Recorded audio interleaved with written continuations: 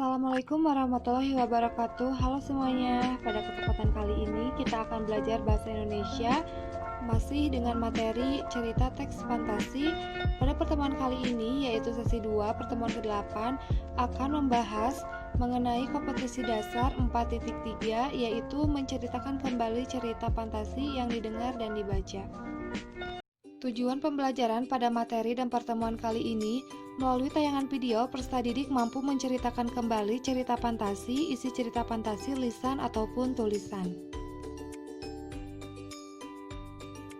Apakah kalian tahu bagaimana cara menyampaikan cerita fantasi?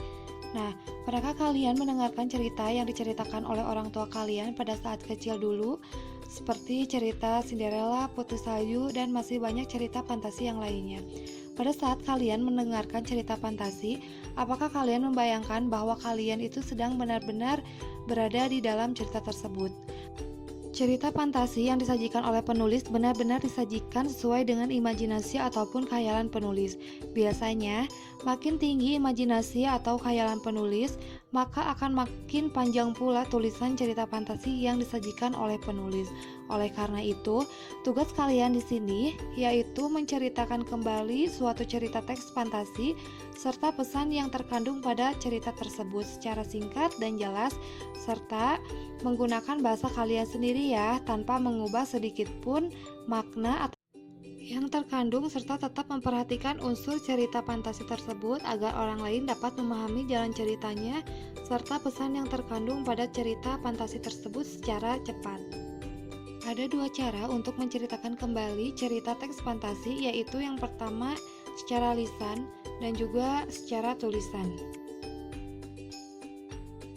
Nah, berikut ini adalah langkah-langkah menceritakan kembali teks cerita fantasi secara lisan. Yang pertama, bacalah keseluruhan cerita fantasi. Hal ini penting dilakukan agar kalian bisa memahami cerita tersebut.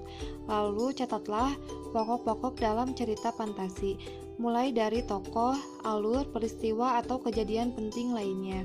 Setelah itu, catat peristiwa penting dalam cerita fantasi. Kemudian, ceritakan kembali cerita tersebut menggunakan bahasa kalian, tetap memperhatikan alur cerita serta secara singkat dari yang aslinya. Lalu, apabila kalian memahami dan mendalami cerita tersebut, kalian bisa memperagakan gerakan yang digambarkan dalam cerita dan menirukan suara intonasi tokoh yang ada di dalam cerita tersebut. Nah, selanjutnya, langkah-langkah menceritakan kembali cerita teks fantasi secara tulisan. Menceritakan kembali secara tulisan ini lebih sederhana dari lisan. Yang pertama, kalian harus membaca berulang-ulang cerita fantasi tersebut agar dapat dinikmati suatu bacaan cerita fantasi tersebut. Kemudian, ceritakan kembali cerita tersebut menggunakan bahasa kalian dan tetap memperhatikan alur cerita secara singkat dari yang aslinya. Nah, itulah langkah-langkah dalam menceritakan kembali cerita teks fantasi. Semoga kalian dapat memahaminya. Sampai ketemu di pertemuan pembelajaran bahasa Indonesia minggu selanjutnya. Terima kasih. Wassalamualaikum warahmatullahi wabarakatuh.